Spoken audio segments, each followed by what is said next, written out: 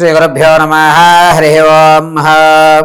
ఈశానా సర్వవిద్యానామీశ్వర సర్వభూతానాం బ్రహ్మాధిపతి బ్రహ్మణోధిపతి బ్రహ్మ శివో మే అస్తు సదా శివోం. సర్వం శ్రీ పరమేశ్వరార్పితం.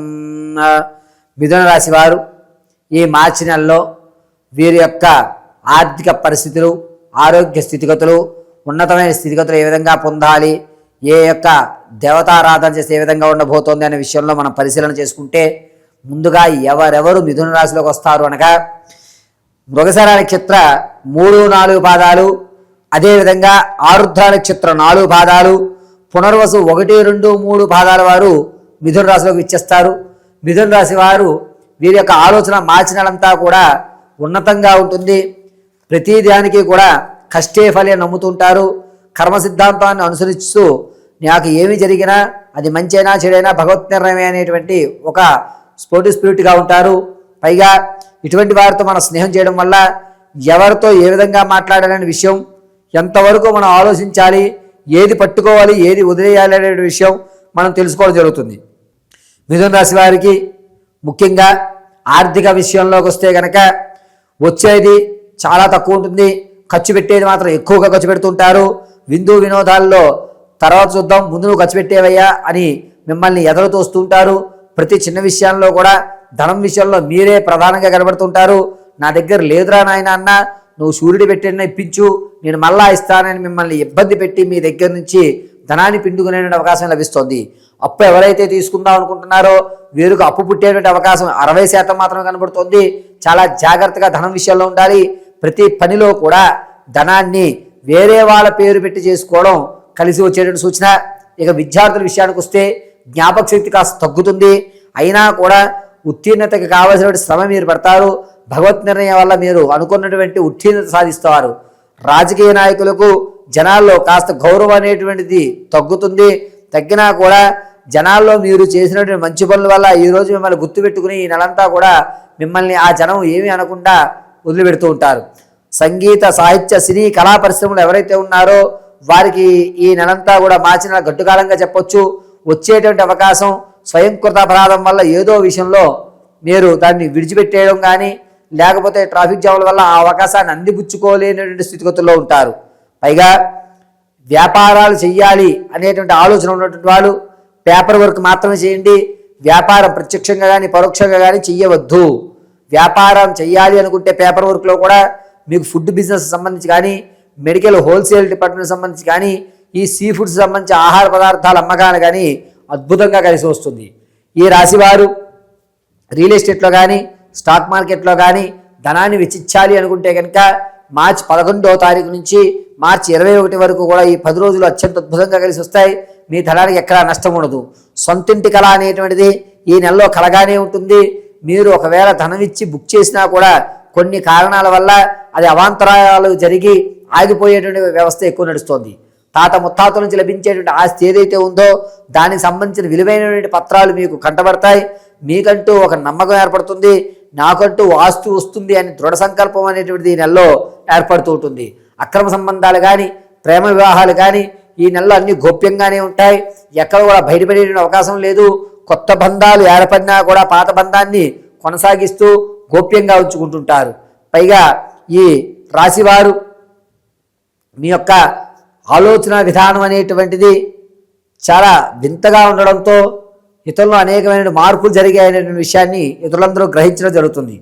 విందు వినోదాల్లో చాలా తక్కువగా పాల్గొంటారు. మంద కాదులే, ఇప్పుడు పాల్గొకపోతే ఏమైందిలే అనేటువంటి ఒక నిర్ణయాన్ని తీసుకుంటుంటారు. నిరుద్యోగులు శుభవార్త వినేటువంటి అవకాశం గోచరిస్తుంది. ఇక చూస్తే ఎవరైతే ప్రమోషన్ల కోసం ఆలోచిస్తున్నారో ప్రమోషన్లో వచ్చేటువంటి అవకాశం చాలా తక్కువగా ఉంది. ప్రమోషన్ ఎట్టి పరిస్థితుల్లోనూ ఈ రాశి వారు తీసుకోవద్దు. ఇక ఆడవారి విషయానికి వస్తే విందు వినోదాల్లో ఎక్కువగా పాల్గొంటారు. మీకంటూ ఒక ప్రత్యేకమైన స్థానం ఏర్పడుతుంటుంది. సంతానం కోసం ఎవరైతే చూస్తున్నారో ఈ నెల కొంచెం ఇబ్బందిదాయకంగా ఉంది. అదేవిధంగా ఈ ఆడవారి విషయంలో ధనానికి సంబంధించి చాలా జాగ్రత్తగా ఉండాలి. ధనమైనటువంటిది ఎక్కువగా ఖర్చు అయ్యేటువంటి అవకాశం ఎక్కువగా గోచరిస్తోంది. పైగా ఆడవారు మీరు ఇచ్చేటువంటి ధనం ఇతరులకు ఇవ్వడం వల్ల అది తిరిగి వచ్చేటువంటి అవకాశం ఎక్కడా గోచరించట్లేదు. ప్రసవానికి ఎవరైతే ఉన్నారో పుత్రికా సంతానం కలిగేటువంటి అవకాశం ఎక్కువగా లభిస్తోంది. ఇక ఈ రాశివారు మీ వ్యక్తిగతమైన జాతకాన్ని తెలుసుకోవడానికి కింద స్క్రోల్ అవుతున్న నెంబర్ని సంప్రదించండి.